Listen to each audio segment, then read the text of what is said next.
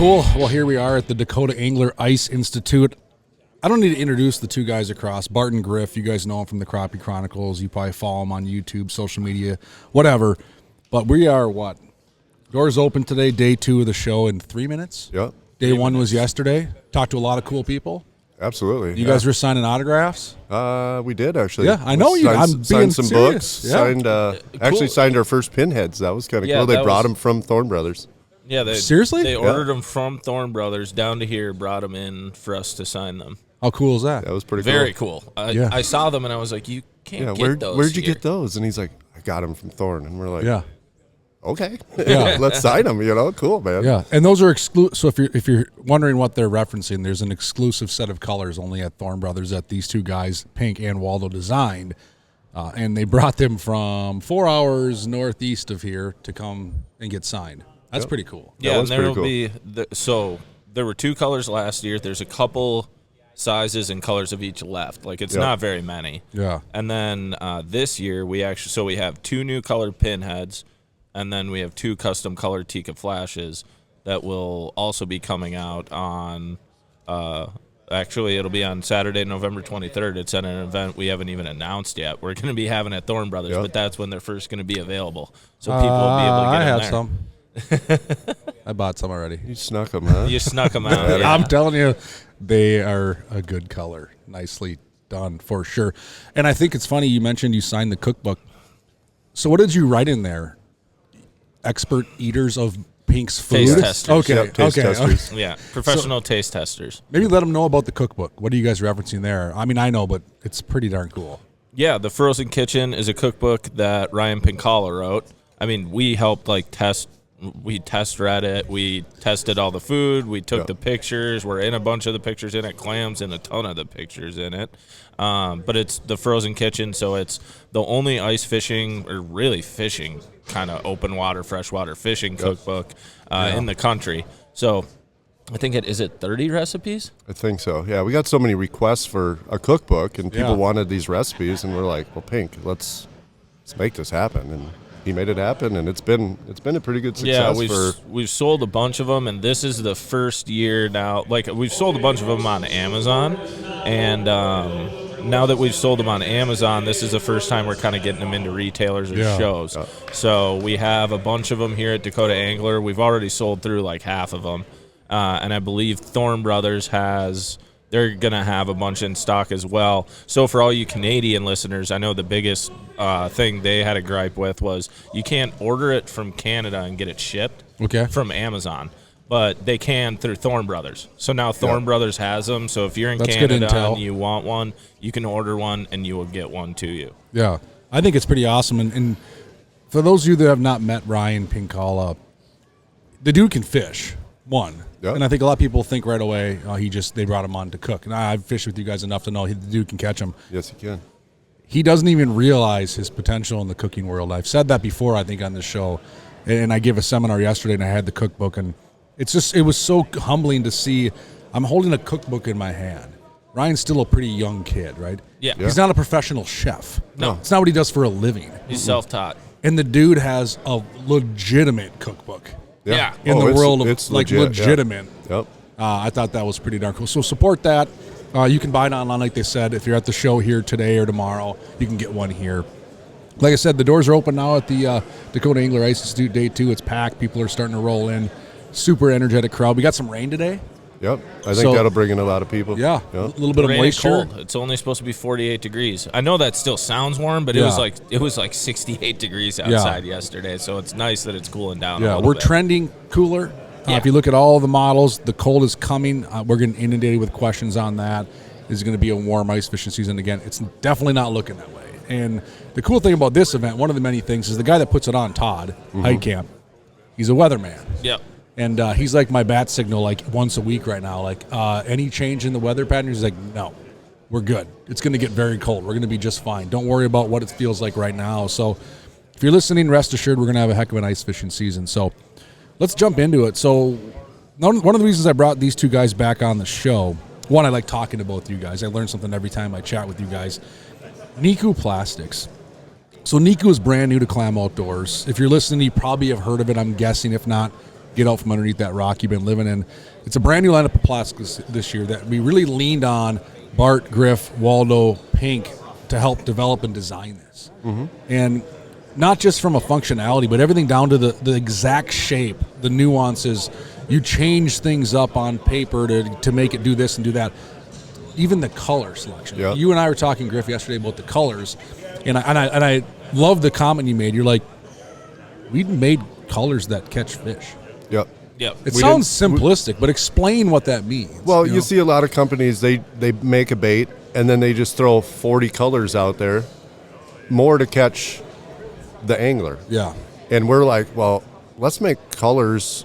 We might only have 12. Yeah. But every one of them's a fish catcher. It's not. We didn't waste any just being like, oh, this will catch the angler's eye and it'll just sit in their box. Yeah. All of them catch. The hard question we're getting at like these ice shows now and stuff is people being like, well, what's your favorite color? And it's hard to answer because there's a color for every situation, and we fish a lot of different situations. So they all catch fish, and like Griff said, you can look in the ice industry everywhere, and I feel like, we've been looking at the same 8 colors in every lineup for the last 10 years since plastic have been around. You got a red, a chartreuse, a white, a green pumpkin-ish, Pink. Yep. Yeah. Yellow. No, you're not wrong. Yeah. Like you got the same 8 colors, and it's been the same 8 colors, and there's no new color that's come out, and you're like, wow, that's cool. Like nobody's even put Fleck in their plastics. No. And then you look at the bass industry, and they got all these cool colors that are fish catching, and we're like, well, why don't we make those in ice fishing? I love it. Yeah. And so that's kind of what we transferred them from that realm to ice fishing. So Perfect sense. Let's take a big giant step back though, because I want to talk about the color selection of Niku. I'm looking at a few here on the table. I've got a chance to use a lot of these. They're spot on. The color selection is amazing. Let's go a giant step back. You guys have been releasing some videos on Niku. So for one, if you're listening, you need to go to the Clam YouTube page.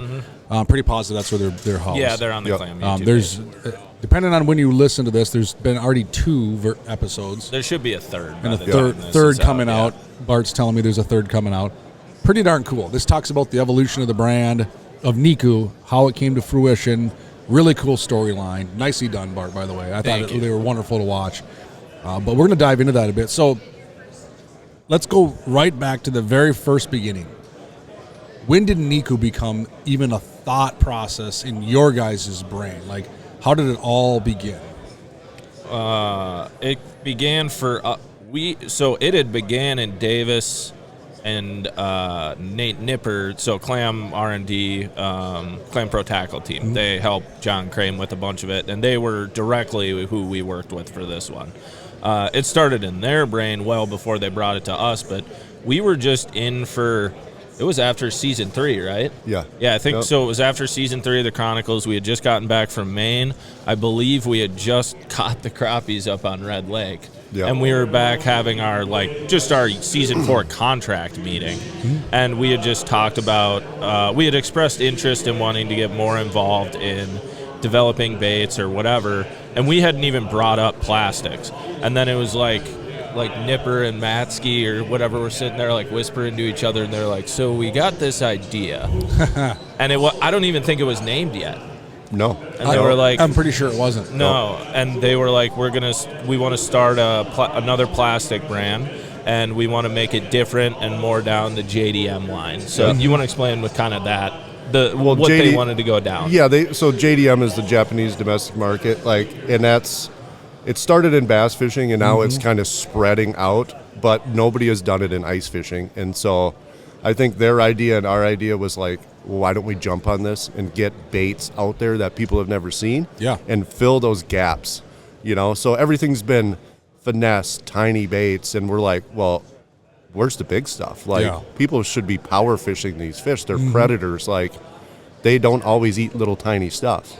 And I think when we kind of got together with them and were like, let's do it, we showed them some designs, and they were like, yeah. And then we just kind of kept rolling with it and testing, and then we came out with finally what the end product is. Yeah, and I think people hear the JDM too. what people should understand with that is, yes, JDM is like the rubber dice baits. You see some weird koiki baits, stuff like that at Waypoint Angler Supply in the Twin Cities. If you swing through there, it's a bass fishing haven and walleye with a bunch of weird stuff from Japan. Mm-hmm. But when we designed these baits too, we wanted to look at it and go, like, we can't walk into the ice market with a dice bait and be like, I promise this works. Griff, like, you could catch one on it. I think it would catch. I think it would catch, but I don't think anyone would buy it. So kind of when we go into this project, like, we know it's a years long process. We're like, okay, let's step into this with size and colors and a little bit different shapes, and let's slowly work our way into, hopefully 5 years down the line being like, I know it looks outrageous and it looks nothing like anything they're eating, but it's going to catch fish. But it works. Yes, exactly. And that's kind of, I think our whole design of Niku too came down to, these are baits by fishermen that like catch fish, and they're designed to catch fish. Yeah. Whereas I feel like a lot of plastics are just made like, all right, let's make this shape, let's do this, whatever. Like, we made these for specific purposes in specific situations to target big fish and more fish. Yeah. And especially the more fish, like the durability of these things, I Right. think is a really big thing that people are going to realize this year. Like, Mackie is still your hand poured, awesome, like crazy actions and that whole hand poured side of things that Clam offers. But what Niku is like, I compare it to like the Z-Man TRD or like an Elastec thing. It is an Elastec, but I mean, Griff, how many Very fish you durable. catch on these things last year? I mean, I used one for a month and a half, same plastic, caught hundreds of fish on it. Yep. And Bart wouldn't let me use it on camera. He had to hide it every time, but I'd slip it in there every once in a while, and then he'd be like, "What are you doing?" He'd go back to edit the video, and he'd be like, "You can't use that." And I'm like, "But it catches them, dude." Yeah. No, you're right. It's funny because I used a bolt minnow last year on a confetti drop, Yep. and I took 2 groups of fishing consecutive days. I don't know how many fish they caught, but the dude was windmilling them.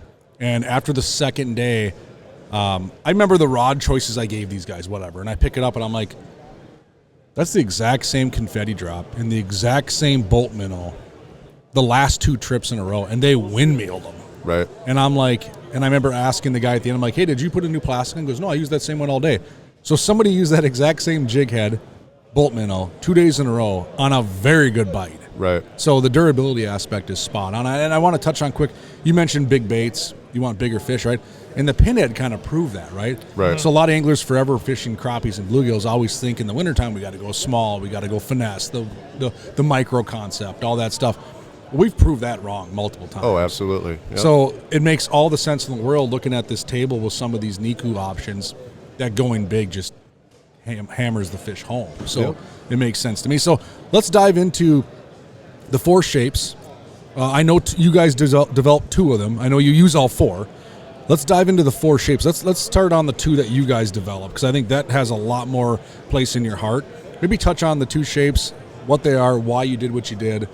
And then I know you really want to talk about how anglers can use them to catch more fish, how they fish them, this kind of stuff. Right. Because this is even stuff I think 99% of you listening, you probably haven't heard this yet.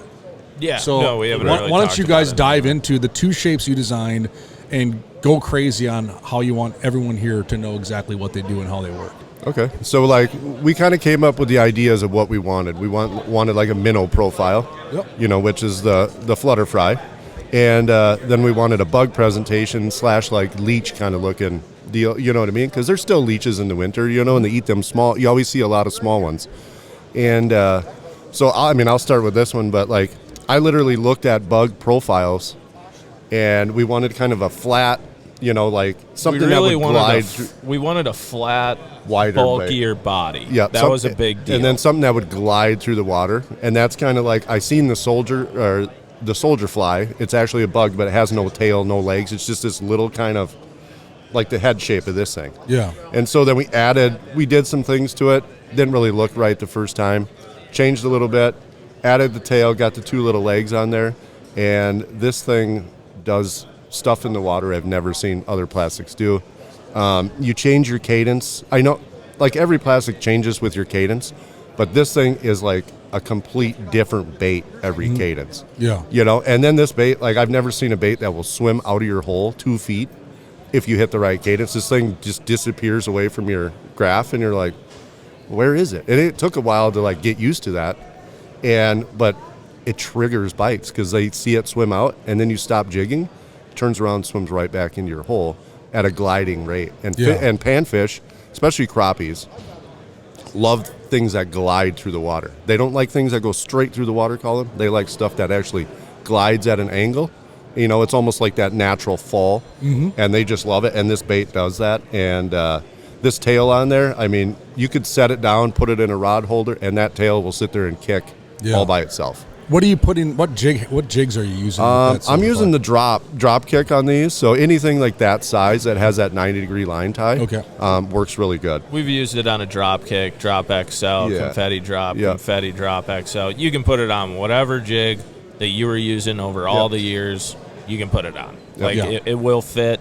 I will say the body's gonna look a hair bit bigger than people are used to.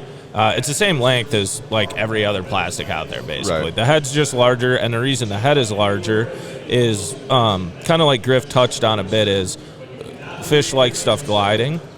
We've noticed probably the biggest thing in getting fish to activate that we've learned over forward-facing sonar. We kind of had these theories for a long time, but fall rate is by far the biggest thing that will convince a fish to bite or not. You have sealed if you are going to catch fish or get them to activate, basically when you're dropping a bait down the hole, not even when you get into your cadence of trying to finish it off. Like you get them 80% of the way there just by the way it falls. So with that soldier fly, like he said, that it glides down the hole very quickly. Like we're able to hole hop with it similar to a pinhead because it's so aerodynamic. However, it glides down a hole. It's not straight down like a pinhead. And like Griff said, that tail just like walks. It's very weird. You can like walk the dog with the plastic. And I think like just the amount of fish that bait catches, it's been awesome. We've really, really, really enjoyed that bait. So yeah, Griff had a very big part in developing that one. I would say, and yeah, we're really pumped about that one. We used it a ton last year, and then I would say next one would be the flutter fry. We had, obviously a huge push on this because this is the biggest plastic out there in the ice fishing market. Flat out, there isn't one nearly as big. And it's an 1 3/4 inch, which is not that big in the grand scheme of things when you look at it. That's actually smaller than most fatheads people use for crappies. And the biggest thing with developing this bait was we wanted the body profile of a minnow or of a fathead, and it has that. However, we added horizontal wings to it because, like Griff talked about, we wanted it to glide, and we wanted the fall rate to be completely different than anything that's out there.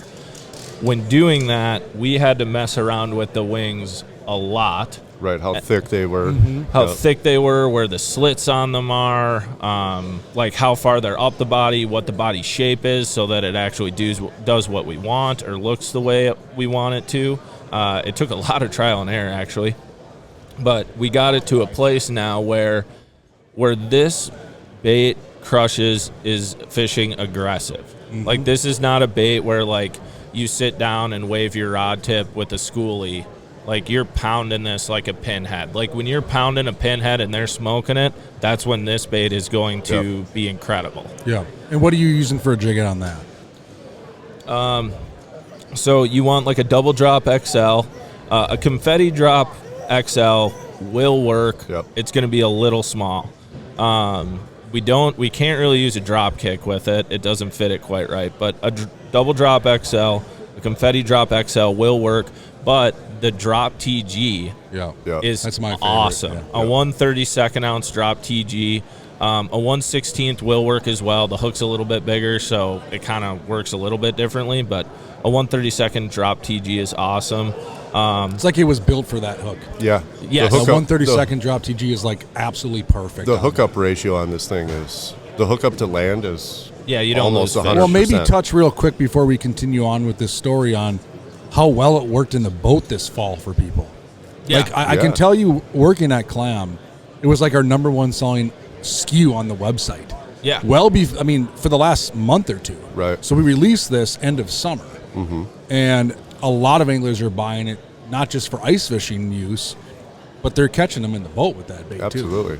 Yep. So, it covers a lot of water. Yeah, we've ton of pictures of people using it open water and just, the glide through the water that it does. I mean, it works really good under a bobber because, a lot of times the biggest mistake with people in fishing crappies under a bobber open water is their bait is directly below the bobber, which is the bait isn't doing anything if it's weighted down just like it's anchored under your bobber. right. So you want your plastic, which I shouldn't be telling people this, but you want your plastic to drag behind the bait, your bobber. So your bobber's here, your bait's back here, and it's gliding and doing that natural flow through the water. And that's what triggers those fish. And with those wings, it just naturally glides. And people have been crushing on it. Yeah. I'm very impressed. I would say with this thing, too, like when we took it up to the Niku shoot up north last year, it's kind of funny to watch the progression of everybody with these baits. It's like right away, everybody who first gets into them, they grab a bullet minnow and a twitch fry because those are probably the most appealing to the eye immediately. And what they're used to. And they're used to. Yep. Well, when we went out fishing with our friends and stuff when we were up north, we all gave them a flutter fry when we realized that bite was on one day, and we're like, use this. Like, just tell me it's not the most fun bite you've ever had. And the only thing I can equate it to is if you throw a swim bait for bass, or like a flipping trees for bass, like a jig flip and stuff like that. It's where you're working a bait and all of a sudden you feel a knock and it's just slack because they don't nip at it or like you see all the Underwater Wednesday footage that Drew does for clam. You watch all these bluegills and stuff come up and kind of like nick at it and they're like testing it out. Fish do not do that with a flutter fry. They're either going to eat it and they kill it or they don't even eat it. Like they won't even engage. Right. So it's an addicting bite. Because when they smack it, it's like flipping a jig in milfoil, dude. You get to just jack them, and you're like, oh, this is so It was fun. very cool to watch people use it, and you could see their confidence level, like Bart said, was super low with it. But as soon as they used it, you just watched their confidence level go, woo, and by the end of the weekend, they're all using that bait. Yeah. Everybody's like, can I have that flutter fry over anything else? It's like, that was very cool to watch, and it's just... I think the industry is going to start seeing that, and we're going to see bigger and bigger baits, And so what are you pairing up at? Let's go talk a little bit of line and rod type and action. So that's a question a lot of people ask because I think a lot of people understand the concept. Right away they think plastics and they grab a spring bobber rod, right? Yep. You're not fishing a spring bobber rod with that flutter fry. No, that's maybe like, touch on the soldier and flutter and what you're going to do the complete setup on, so our listeners know. Okay, well that rod, that reel, that line, that makes sense. Maybe they can understand how to pair it with their complete setup. Right. Yeah, I think so. I'll talk about a flutter, Griff. Yeah, so with a flutter fry, like we have our signature series with Thorn Brothers. So like we have a pink Chronicle rod. And we have a new one this year, the Pinnacle. I actually think that'll work a flutter fry pretty good too. It's a quiver stick ring, right? Yeah, it's a quiver stick. I saw that the other day. So you generally want more of a heavy spoon rod to use this bait.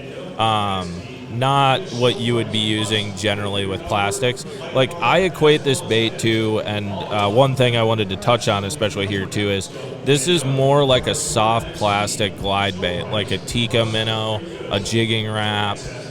Stuff like that. It works in a similar way, but it's less aggressive. So it's like that happy medium. And we've talked about with people about this, and I want them to know we've used it a little bit for walleyes in experience last winter, and it worked very, very well, especially with perch. It worked very, very, very well. I actually think this bait is going to smash walleyes on like Red Lake, Lake of the Woods, you name it. Because it's a completely different presentation. So when we're recommending what rods and stuff to use it on, like that, we're talking about crappies with the flutter fry, for example. But like you could put this on a 1/8 ounce jig head that you use open water, go up to Red Lake, put it on your favorite jigging walleye rod that you put a rattle and PT on, and go ham with that, and it would work as well. So I do want to stress that, but. Yeah, normally with this, when we're using crappies, it's a pink Chronicle, probably 4-pound frost fluoro. And then we really like the Masago reel. We used that a bunch last year. It's Like that reel. very good spinning reel. The drag is phenomenal. It's definitely a little bit higher up there in price, but the drag is smoother than a Sienna. It's smoother than a Sahara. It's built up. The spool is awesome, and the handle's awesome. So highly recommend a Masago. But yeah, that's So kinda light what we light use action, medium light action, no spring, no noodle. That's basically to keep it simple for and people. you don't want a noodle. Yeah. Yeah, and the bite with it is you don't need that finesse thing because Right. they hammer it. They don't like Yeah. Bart said, they don't really nip at it. 4 much, pound so. line. If you got a light or medium light jack 'em. rod, non-noodle, great. Order up the pink rod. You're dialed. Order up a Masago reel. Put some 4 pound frost. Game on. Yep. Rock and roll. Yeah, I'm sure there's a katana or something Yeah. too that it would fit really well. I'm just not as familiar on that rod Got it. lineup, you know. Yeah. How about the soldier? What are you doing with that? That's kind of more of your finesse, not completely 100% finesse, but like I use it on any schoolie rod, you know, like a noodle rod, something like the my Griff's Chronicle with the short spring bobber because it's a little stiffer. Schoolie, spinning rod, Spooler Elite, 4 pound test, mono. I like mono. I'm just a big mono guy. I don't ever use fluoro, so. But yeah, it's more. You can use more of your finesse presentation with it, and you could also bulk it up and use probably like Waldo's Chronicle, you know, and stuff like that. Put with it on a bigger jig. Yeah, put a little bit bigger jig. I mean, it works. You can pair it and be super aggressive with it, or you can be super finessey with it. So Yeah. The Soldier is probably one of the more versatile plastics I've seen in terms of you can get super schooly finesse with it, and you can get very aggressive pounding with it and get similar and different actions and get it to work. But those are kind of the two that we developed. I mean, we can talk about the others too. I was going to say, We've used let's them a lot, let's yeah. talk about the rest of the lineup, and then I got some harder questions for you guys. Yeah. Not really, but So I would say, and one thing I noticed too, we haven't talked about, I grabbed this one and I felt it. There's freshwater shrimp scent in all these plastics. So completely different than anything on the market. A lot of people use anise or just no scent. Let's be real, Matt, you know this in the ice industry. We're in South Dakota right now. Everybody who lives here knows it. The biggest fish in the ice belt eat shrimp. Yep. And there is not a fish that, even if they've never seen a shrimp in their life, if they see a shrimp, they're going to eat a shrimp, even if they don't know what it is. So that scent being on there is a really big deal.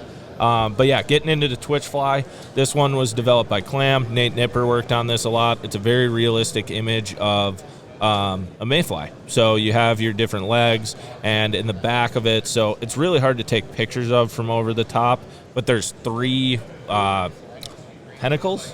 Yeah. I don't know what you would call appendages. it. There you go. appendages. Thank There you. Yep. Yep. So 3 appendages out of the back. And one thing I would say is I've filmed underwater footage of all these. The twitch fly does the least in terms of action. That's not a bad thing. It basically, those appendages on the back will move and flow, but it's more of a, like if you looked at an insect in the water, like when you have those weird little spider things come up your hole and stuff, they're very stiff. Oh, yeah. They don't flow very much. Right. So that's a big thing with, I would say, this twitch fly.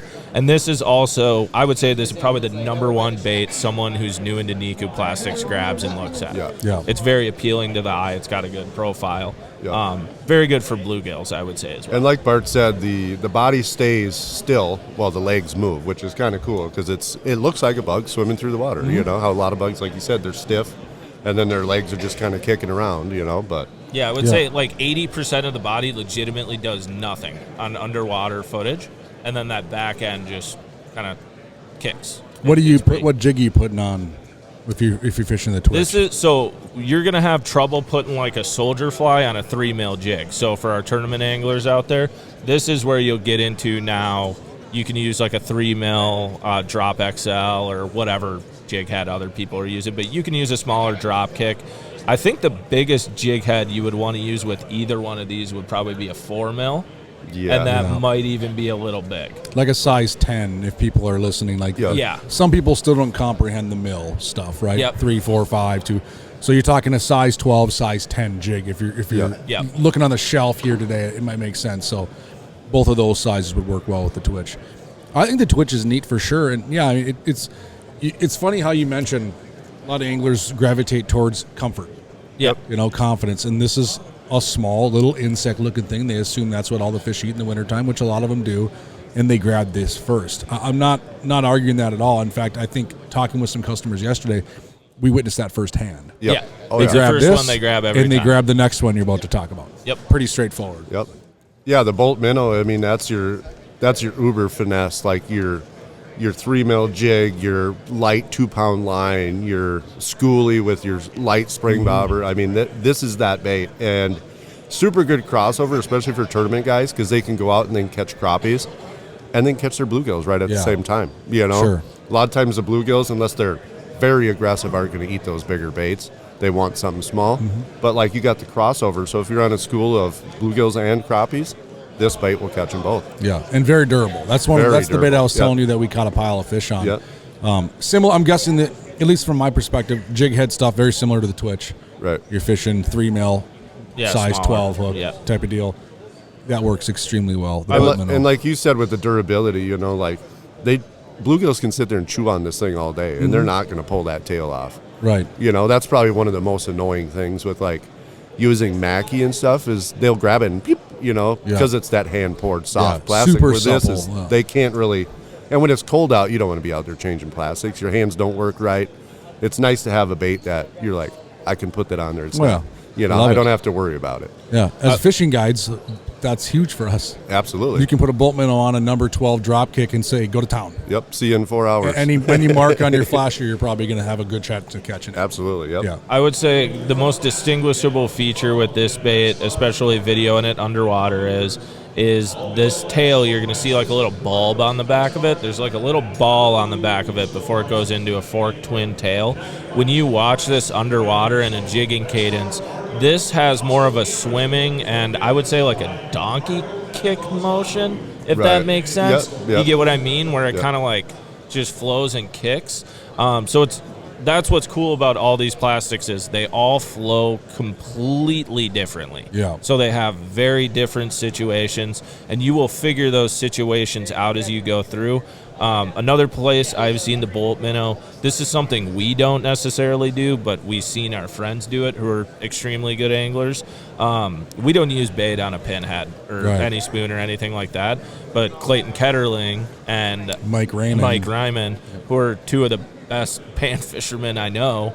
Clayton might literally be the best one I know. He always tipped his pinhead with a bolt minnow. And I asked him why, and he's like, he believes it's like the blade on the pinhead gets him there. He believes the bolt minnow Seals the deal. on it seals the deal of grab the hook instead of grab the blade. And I was like, sure, I mean, you catch a ton of fish, so I'm not going to argue He that. does okay. Yeah, but yeah, they tip a bolt minnow on a spoon a lot. That was a big thing we saw them do. Yep. Yeah. All right, let's talk color now. So we kind of got ahead of ourselves 25 minutes ago and started talking color. Now we've run through these 4 options, 4 awesome options. Now let's go back to the color conversation on why you picked some of the colors that you did. Maybe talk through that process. We have a spectrum of colors, and it all matters, right? There's certain situations that you would use, for layman's terms, chartreuse and orange versus natural silver. So Right. maybe talk through the thought process and why you picked some of the colors that you did. A lot of it had to do with water clarity. Yep. You know, so we wanted to make sure that we had your dirty water options, then your clear water options, and then your in-between options. Yep. So to cover every realm of watercolor, that was our biggest thing. Yeah. And then making them look like natural, you know, what we've over the years have learned that fish eat, you know, because, I mean, we've been doing this a long time. We've kind of know what fish, what colors they see, what, you know, just with their spectrum of how they visualize more than we do. We see it like this, fish see it differently. You know what I mean? Right. Like everything, our spectrum is so much smaller than a fish's that they see different parts of this bait that we don't even see. But Yeah. And And the laminates. Yeah, Yep, so we and leaned the into two-tones, yeah. what I was going to say with the laminates and two-tones is like this one example with the white and silver. It's called white, but it's white and silver. Is with your two-tones, like think of anything a fish eats. it's not one color like that all these plastics have been made for years, whether it's a minnow or a bug or you name it. There is a laminate and a soft change of color that they're used to, and we put fleck in a ton of these baits because they are used to seeing spots or different target areas or stuff like that to key in on.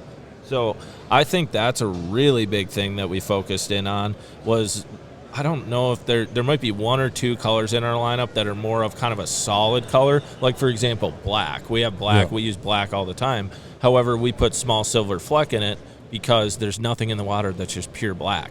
It needs a little something to just kind of add to it. Right. I know Griff really wanted that silver fleck in there.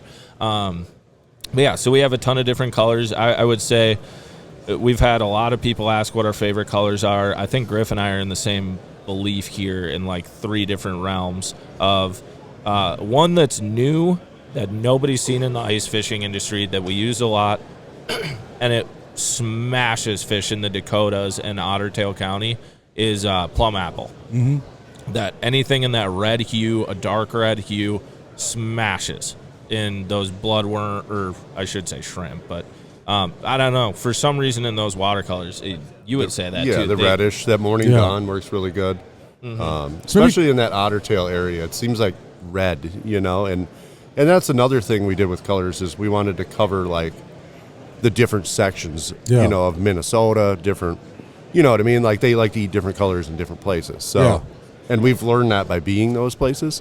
And so I think that kind of helped make some of our decisions of the colors we wanted to. Maybe break down the water clarity. I know for a lot of people that fish, they get it, right? But like it's still a very common question. It was even mentioned yesterday in my seminar, like what color for clear water, what color for dirty? Because you mentioned you have stuff for dirty water, clear water in between.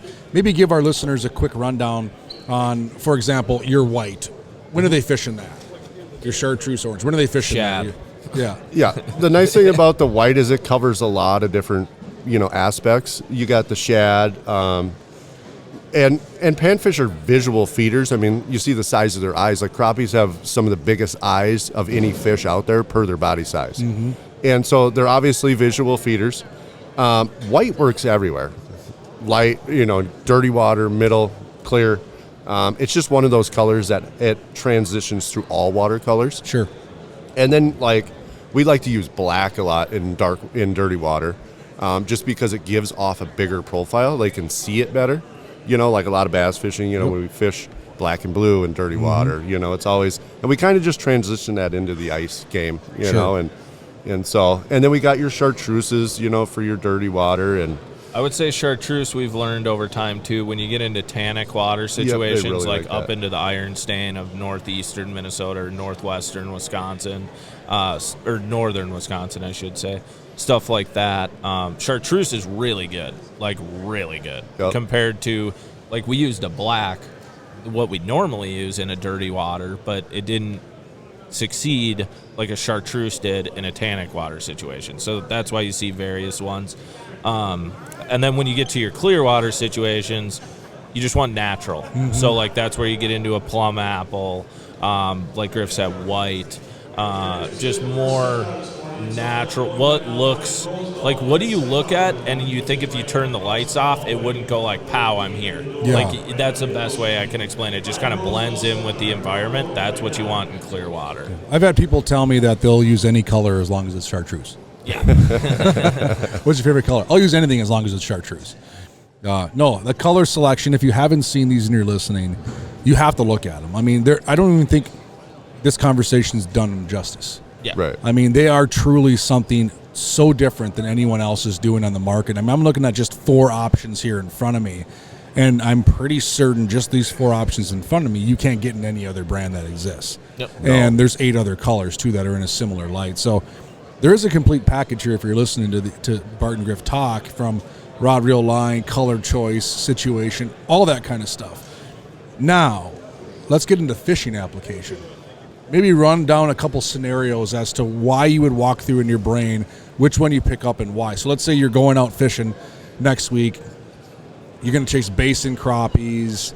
What are you tying on first? Why are you doing it? And maybe explain a little bit of the progression. Right. The fish are doing this, so I keep doing this. Or they're doing this, so I got to change up what I'm doing. So you got some pretty good weapons at your fingertips here to go out and Right. chase down some fish. Yeah, I mean, I always start big. I always start big, work my way backwards.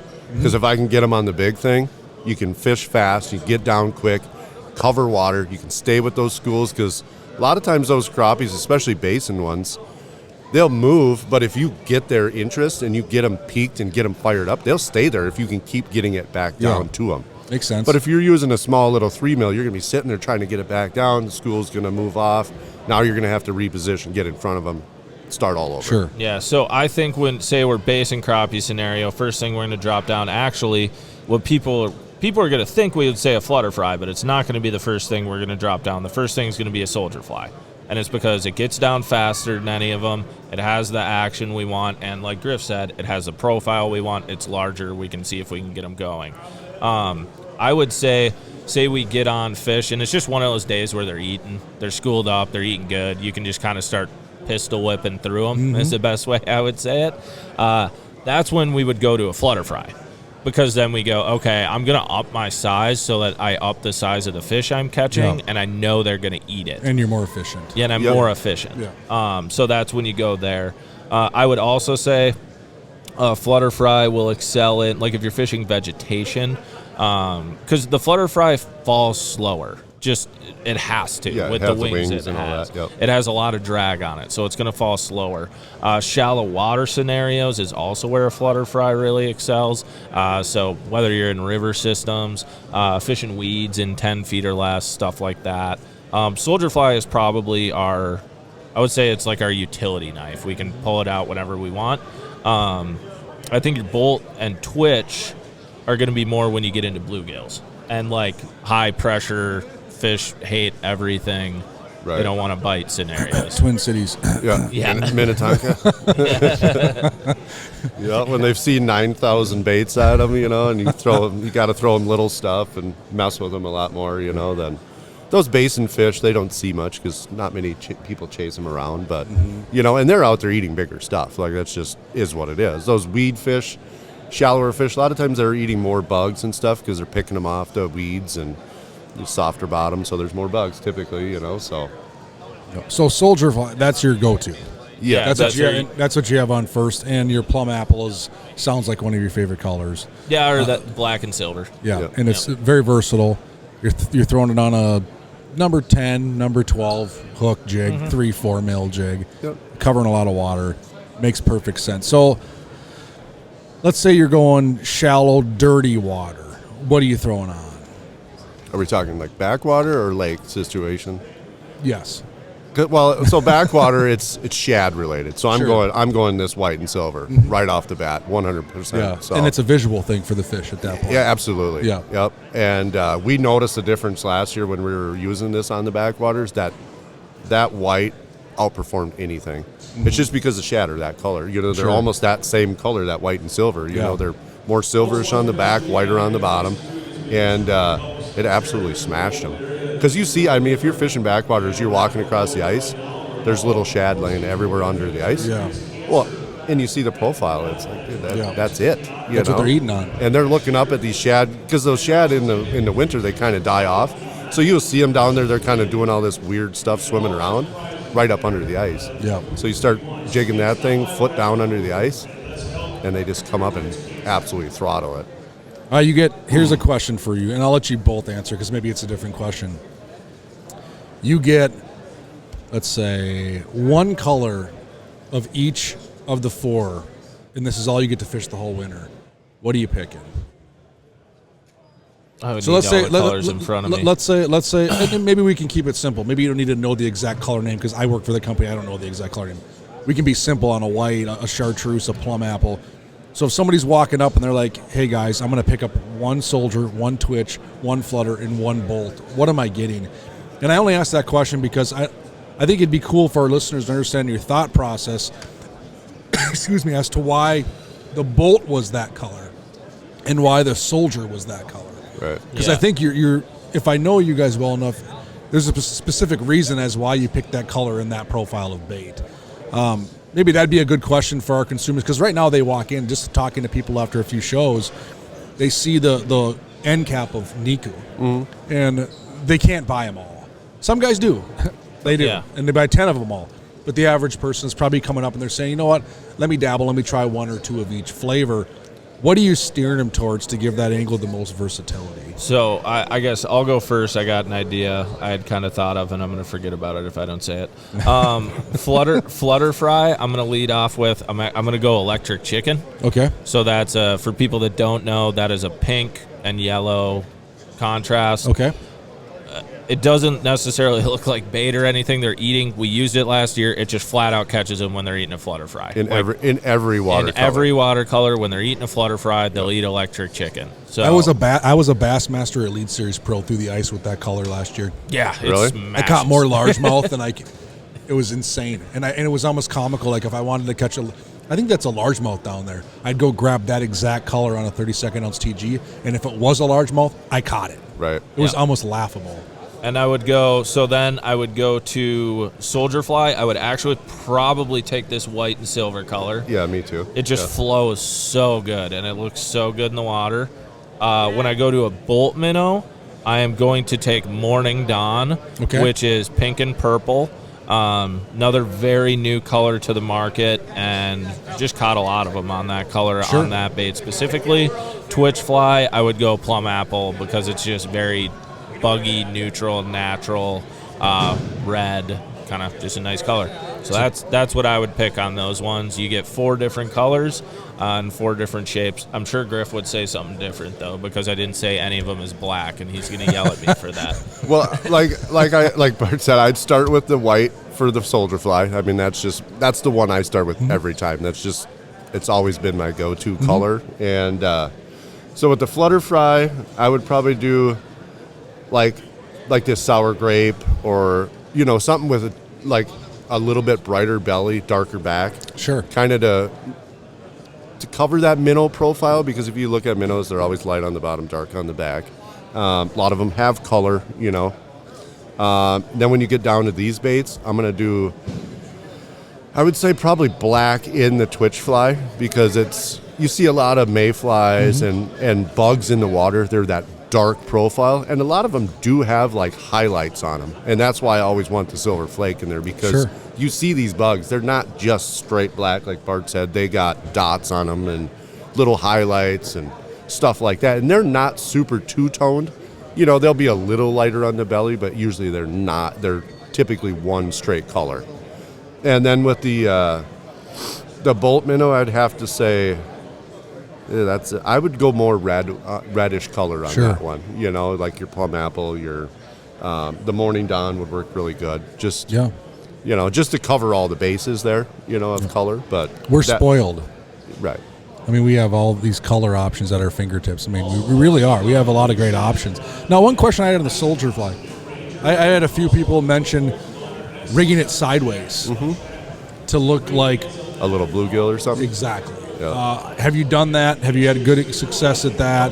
I'm guessing that's not how you designed the bait. We did not design it for that. But are you seeing some of those trends where people are manipulating the positioning of a plastic to get a desired result? I think because it's so new, and the fact that we designed it to do what it does, we haven't really had a lot of time to play with it in that realm, but I mean, it's a great idea, like Gens has always talked about turning the Mackie sideways, and getting that sideways profile instead of this. Now you got this, and it makes it bulk up, a lot more. And so, I mean, it's definitely something to try. Yeah, I think it would be similar to, like, if people are familiar with the JDM market, a bellows gill has become a huge deal in the bass fishing market, or a bellows shad. That's a perfect way to explain it. It has a perfect similar type of kind of wide body. I would tell people, if you're going to try to mimic a bluegill, I would cut the tail a hair shorter. But other than that, I think that's a big thing. One thing we have messed with, I know Waldo messes with a ton, is these wings on the flutter fry that we designed. You can peel different ones off and change the action of the bait. Because they're all segmented differently. So you can pull the back ones off and it'll have a different action. You can pull the front ones off, it'll have a different action. You can pull one on one side off and it'll spiral super weird. You can get different actions of things you want out of that. But with the twitch and the bolt, they're more they're your more, like Griff has said, they're more micro finesse, your Minnetonkas, or just bluegills, because bluegills can be such a pain sometimes to get them to bite. But yeah, I think that's kind of ran through. Yeah, that's awesome. And I think something that people really overlook doing when they put their plastics on, they buy these plastics, they throw them on the jig, fire it down the hole. Yeah. They never look at it in the hole to see what it's actually doing. Right. So you have no idea what it's really doing now. You think you know. You don't. But you don't. You pull it up, like my suggestion, drop it in your hole, put it down 6 inches, start fishing it. Yeah. Change the action, see what it does. And every jig's different. Absolutely. So you might throw it on a caviar or a drop kick or a confetti or a drop TG, and they're all going to have a different action. All going to have a different action. And you knowing what it's doing in the water, so now mentally put that in your head and go, okay, this fish is coming in here, I need to do this. Now that bait's doing that. You know what it's doing down there. You're not just guessing or assuming what it's doing. Yeah. And that makes a huge difference. I do it almost every bait I put in the water. I look at it before I let it go down the hole. Yeah, you guys have the most time behind these Nikos by far. I got a chance to play with a lot of them last year. I'll be honest, the one I used the least was a Soldier. Yeah. And I'm being schooled right now by the two of you telling me I need to use this a little more. And I didn't have a lot of success with it. I didn't fish it a lot, to be honest. But I know so many people that are saying the same thing as you. Like, that's their first one they tie on. It's just a utility knife. Yeah, I caught a pile of fish on the flutter. That's a super fun bait to fish. And you're not wrong. Like I know, like, Drew came out fish with us. He didn't catch many on it, but we had a kind of a finicky bluegill bite. I was off the structure he was on, and I was working it like I was trying to catch a walleye, and I was getting fish to absolutely choke it. And Griff made a comment to me a long time ago when these came out. They're like, they're going to eat it or they're not going to eat it. Right. And you said that too in this conversation, Bart. And I remember thinking that, like, that's spot on. Like, either they Heisman on every fish that shows up, or they come in and it's like donk, like slackline you. So that is a bait, I think, if you're listening and you don't have confidence in that way of fishing, it's something that you can easily pick up on. They're not trying to teach you concepts that no one that's listening can't do. Yeah. Everything you've discussed, even the guy that goes out ice fishing one time a month can pick up on these skill sets. So super cool. I'm geeked out to try these more. I think it's a great addition to the lineup. One thing I think we should touch on real quick, you touched on Mackie a little bit. We got some consumers concerned that that's going away. It's not going away. Maybe we want to spend a minute or two talking on the differences. You both have used them both extensively. So maybe a consumer walks into the show, they walk up to you, and they're like, difference between Mackie and Niku. Maybe explain that a little bit and the thought process behind it, because they both definitely have a place in our arsenal. Right. Yeah. I would say, I mean, number one, and Mackie, we've caught probably more fish on film than any bait we've ever used. Oh, absolutely. The thing's that and a pinhead. Absolute killer. Yeah. Yeah, so I would say, and with those hand-poured plastics, they flow completely different. The Lumi color at night, and stuff like that. So I would say a Mackie, like, that's a big reason right there, is like that profile. Just, there's nothing available in Nikus that are like that. And I think with your hand-poured, you have much more of a subtle, soft action, like soft. Yeah. And you just need to know if those are the type of fish you're looking for. Like, when we're fishing Niku, we are fishing fish that, like, they are eating. Yeah. Like, we're always, that's one thing we do in the Chronicles, and I think we preach a lot, is we don't get fish to bite that don't want to bite. We find fish that want to bite. And Niku means? Meat. Yeah, exactly. Whereas Mackie, if you're in a basin and there's a bunch of fish there and they don't want to bite, you can get them to bite with Mackie. Yeah. It's kind of like power, super finesse. You know what I mean? Like, these are your, I'm going to rip their face off, like, get out there, go.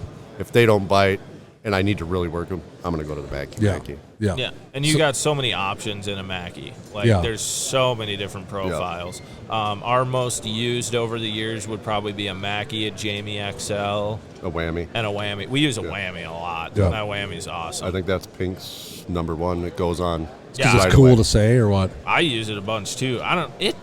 It's got a cool movement in the water. It's just got a different action. I just don't think they see a lot. And that's a cool bait, because it's got a little story behind it too, where Wham, Women Anglers of Minnesota, helped develop and design that bait. So, dude, you know what? I think it's so awesome when we get our team members, pro staff members involved in some of these applications and design process, because what I've seen is that everyone fishes differently. Everyone, I mean, just listen to the two of you talk. There's a lot of similarities, don't get me wrong, but you both have your ways of doing things. You know, and even you alluded to after the color conversation, well, Griff's going to light me up because I didn't mention anything that's black, you know? So, and I think that's the cool thing about it. And I think what that does as a consumer, as an angler, as a fan of the sport is there's so many right ways to do this. Right. There really is. Yeah. There's so many right ways to do this. Now, I think you guys have figured out more right ways to do this than the average person, with all due respect to you guys. But there are so many right ways to do this. So we don't want somebody to get discouraged that's out there thinking, well, no, I really like this color. Well, drop it down. If you're confident go with fishing. it, confidence is huge. It's everything. It's everything. 70% of fishing is confidence, you know, and like people ask me, they're like, how do you catch fish? I'm confident I'm going to catch every fish down there. Yeah. That's how I look at fishing. I'm not going out there to go fishing and not catch them. Yeah. I'm there. I'm like, I'm catching you. I don't care. I will figure you out some way. I've caught a really big crappie with Griff one time because he told me how confident it's going to be that I'm going to catch one. Yeah. And I caught. It works that way. You know, the mindset is crazy in fishing. If you have the right mindset, you're going to be dangerous. I would say with that too, like we were talking about getting confidence in these baits, something that's very important is, say with a flutter fry. If you drop a flutter fry down and you have 10 fish coming out on your flasher and none of them eat, bro, take it off. Yeah. Like it ain't that day. Change color, change profile, do something. Griff ain't even going to catch Then what do you do? them. Do you drop right down to a bolt? No, I would go down to the next. I would work okay. I don't think you want to do such drastic, like kind of work your way. Yeah. And along with that, I would say the same things with color. Like if you have a couple of different colors, like, dude, we first made that plum apple, and we looked at that thing, and we're like, it looks so good. And we went out to like 4 or 5 bites, put it down, and we're like, we wanted them to eat it so bad, and they just wouldn't eat it on the 4 or 5 lakes we were on, and we're like, oh man, maybe it's a dud of a color. And like we're trying in different colors, and then we go out to the Dakotas, and it's like wham, wham, wham, plum apple. We're like, okay, we found it. We found the place they'll eat it. Right. And it's just you gotta cycle through stuff, and I think that's a big thing that people don't do is for example, they buy one color, and then they're out there and they're like, well, it doesn't work for me. It's like I've watched Griff cycle through, 4 different color Mackies on one bite, and then all of a sudden he yells at me, he's like, they're eating red. I'm like, okay, well, I guess they're eating red, and we go to red now. Yeah. But that's because, like, trust, we talk about this in our seminars a lot. Trust your electronics. You have 10 fish come in, and they don't bite, you're doing something wrong, because there is something they will bite. Like, that's one thing we always tell people. We chase fish a lot, and very rarely is it a time when none of them are going to bite. Right. You just got to figure out what's going to get them to bite, what's going to get them to trigger, what do you need them to do. And you're not going to do that if you just, like I said, I could have sat with plum apple down my hole for a day and not caught any fish and been like, dang, maybe tomorrow. But we cycle through different colors. I had a scenario years ago similar to that. And this is an extreme scenario, but it happens, right? We've all experienced it. I had a bite where everything was eating white. It was bluegill, mixed a crappie bite, and boom, boom, boom. Well, all of a sudden one day they will not touch a white plastic. I had a couple clients. I mean, I'm talking like nothing. And I'm like, what the heck, man? They were choking on white. I'm like, well, let's go to blood red, right? Let's just do a switch up. Blood red. They caught a couple fish. I'm like, went to pink, game on. right. So you literally went from a white that was smoking fish to like complete highs. They won't touch it. Right. To a red, to, okay, they seem a little interested. Then we did in between red and white, which I would consider pink. Well, it literally is. Yeah. And they committed suicide. Yep. And I'm like, okay, well, the white will work now again, right? So I put a white back on. Wouldn't touch it. Wouldn't touch it. 100% wanted that specific pink color pattern. And if you don't experience those days, you don't think that happens. Like a lot of anglers will go out fishing with chartreuse, and we would beat on that color. And they go fishing. That's their favorite color. That's what they catch everything on. Speaking of the dude over here, he's got chartreuse jacket on. And then after they go fishing to their favorite spot, they fish for 4 hours, they catch nothing. Mm-hmm. And what do they always say? The fish aren't biting today. Yep. And then you're like, well, what? Did you try anything else? Oh, no. I only use chartreuse. Yeah. They're not biting. They're not biting. You have down. But would they have been on black? People got to think of every day the spectrum of light that's going through the ice is different. Sure. You know, it's cloudy, it's sunny, it's partly sunny, snowing, partly cloudy, it's snowing. You know, those fish's eyes are seeing something different each time. Mm-hmm. Because if you watch that plastic, when you look at it here and it goes underwater, it's Changes. slightly different, and some of them change drastically based on the light coming through the ice or into the water. Yeah. And so people got to look at that too a lot and be like, well, what's today? I was using that white when it was sunny out. Mm-hmm. Now it's cloudy. They won't bite it. Maybe go to black. Maybe go to red. Go to pink. Yep. But you got to take all that stuff into account, and I think a lot of people, like you said, they got my chartreuse, and that's it.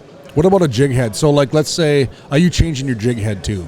Or are you generally just changing the plastic? Black, white, red, gold. Okay, yeah. Rarely I'm the same way. Rarely do we use anything different than those. Yeah, so you're changing the color of plastic more than anything if you need to dictate what those fish want to see. And so if the listeners got a, I don't know, number 12 glow red drop kick jig on, they can keep that on and sift through their plastic color offerings, is what you're saying. Yeah, rarely does the jig head make the difference. Yeah. I use a black drop kick 99.9% of the time. And then put your plastic on based off the color you're trying to imitate. I would say that's good advice. That's good advice. The only caveat to this is if you're fishing at night. Yep. If you're fishing at night, you want something that glows. Like I feel like that's kind of common sense, but like don't drop a black jig down in night. You're probably not going to have a good time. All right, I got a couple more questions. We've been talking for an hour here. I want to let these guys get on the floor here. We'll talk for a little bit longer. We talked a little bit about a pinhead, about a Tikka flash. Mm-hmm. I know both of you use those on a regular basis. Let's throw those two baits into the mix. Mm-hmm. So now your arsenal at your fingertips is a pinhead, a Tikka flash, and your offerings of Niku that we've talked about. Maybe do a quick progression of why you're using a pinhead and a Tikka flash now amongst your Niku offerings. So how do they come into play for your scenario on a day on the ice? It just changes profile. Now you got a vertical instead of a horizontal. I'm a power fisherman. Like, I use a schoolie with a spring bobber a lot, but if I can go out there and power fish them with a pinhead, I'm going to do that, because that is, you catch them, you get down there fast, you can move rapidly, and for some reason, just very big crappies eat it. Pinheads. And I would also tell people, when he's saying a pinhead too, we use an 1/8 ounce pinhead basically 80% of the time now. I had one tied on for 2 months, and same one, never and changed. we're talking it. crappie fishing, folks. So remember that. They just said 1/8 ounce pinhead, and there's a reason for it. I'll let you continue. We tell people bluegills on them all the time. Yeah, we catch bluegills a lot on them. But we tell people a 16th was our favorite for years, and then we watch them grab a 132nd. And it's like, it's confidence, I know, but like, we're sitting here preaching to you, like, fish eat bigger baits than you think they do. And also, with a pinhead, the number one thing, no matter what, 100% of the time is how fast you get down. Yeah. They do not care about the size. That does not matter to them. So just get it down there quick. An 1/8 ounce gets down quick. Yeah. Makes perfect sense. Yep. So I would say pinhead, like, that's the biggest thing we do. We've used a Tikka flash a fair amount. I think it's so with crappies, they'll definitely bite it. They really like to bite it. I would say I think it excels more with bluegills. Mm-hmm. I think it's a better bluegill bait than it is a crappie bait. So especially if you're going for bluegills, I think a Tikka flash is an awesome bait. Well, It I think really something gets we them to come learned back. from the Tikka flash too is, like, we were doing a traditional hook set, and I think just the way the bait was, we learned that we were opening their mouth, and the bait was just going whoo, because we missed a lot of them.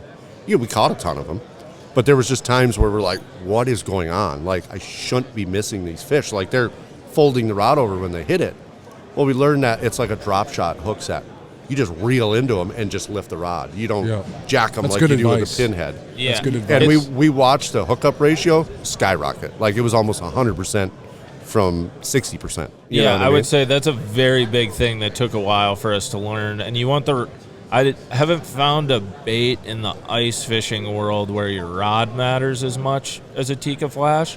I think you definitely want to lean more into, like, your noodle rods. Yeah, like a Waldo Chronicle. Yeah, where like it's got a lot or of, the katana noodle, whatever. Just some type of noodle rod, because, like, when they hit it, once again, it's kind of like the flutter fry. When they hit it, they kill it. They smash it.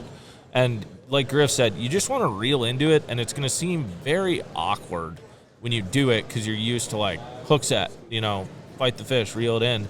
But you're going to listen back to this conversation when you're fishing on the ice and you get so excited in early ice and they start blasting a Tikka flash and half of the fish you set the hook on, you have them for like a second, maybe half a second to a second, and then you feel your rod come unpin, and then they like come back and try to eat it again, and the same thing happens.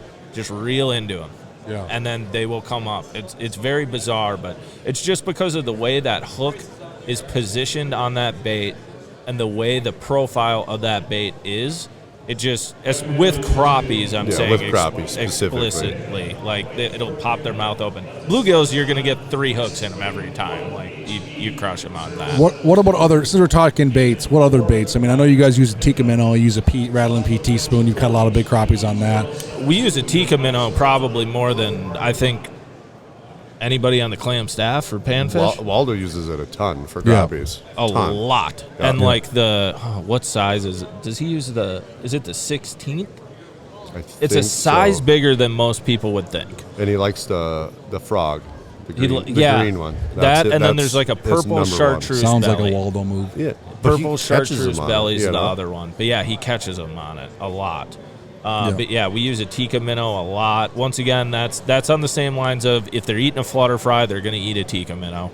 And it's just fun. Like, I think that's the biggest thing for us is when we can use bigger baits, it is fun because of how violent it is. I feel like in a sport that is so finesse and people are used to it being finesse, when you're able to like wide open it up and like hit them on a bigger bait, it's so much fun.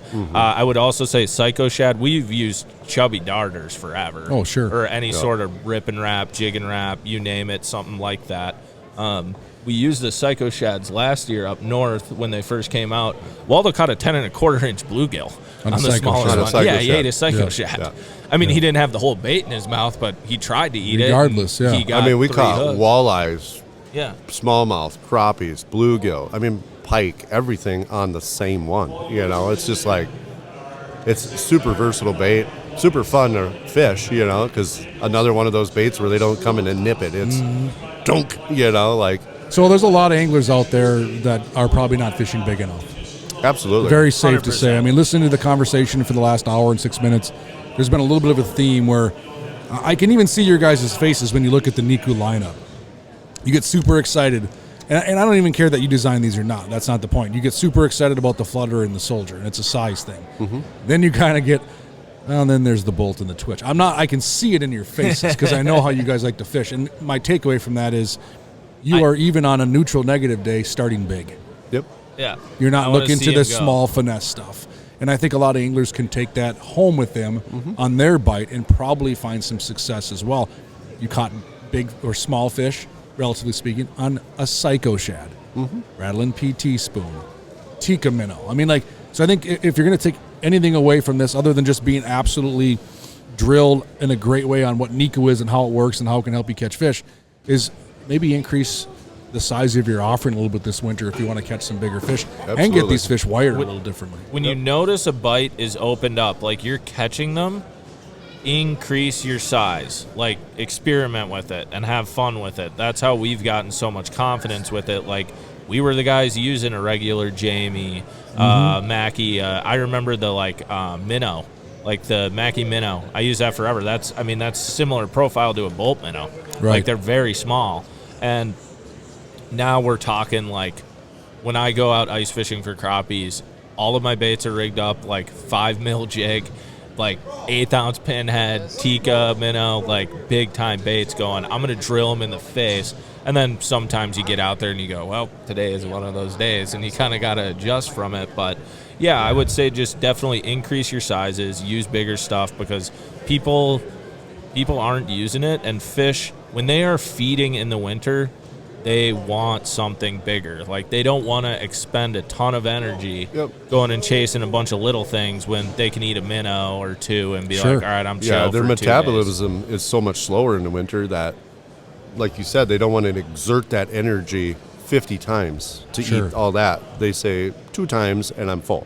Yeah. You know? Yeah, that's a very big deal. So, Makes sense to me. The last thing I would just touch on is we'll have videos coming out on it in the next few weeks. But we get to the Dakotas, and every time we get to new areas, the UP of Michigan, and everyone tells us, they swear to us, you have to use wigglers, you have to use live bait, you have to use this. Son, we went up to Devil's Lake last year. We used Niku, and we caught 20 perch over 2 pounds in one day. Yeah. Never put a live bait on ever. Yeah. Yep. No bait needed. No bait. I used a pinhead the whole time and no bait. And they crazy just how that absolutely works, crushed huh? it. You know? Yeah, like it's all on your cadence. That's the biggest thing. And like we said when we started talking about these Nikus, all these baits do different things under the water. So when you fish them, your rod needs to do different things when you're fishing them. They're not like you don't put it on and do the same thing with every single one. So like Griff said, put it in the water, see what it does, and you're gonna all of a sudden you're gonna have a light bulb moment when you see it doing something that we've talked about in this podcast. You're gonna go, oh, that's that. Okay, got it. That's what I need to do to get that thing to do that. Makes sense to me. Well, gentlemen, we should probably let you get back onto the sales floor. I think people are waiting to talk to you.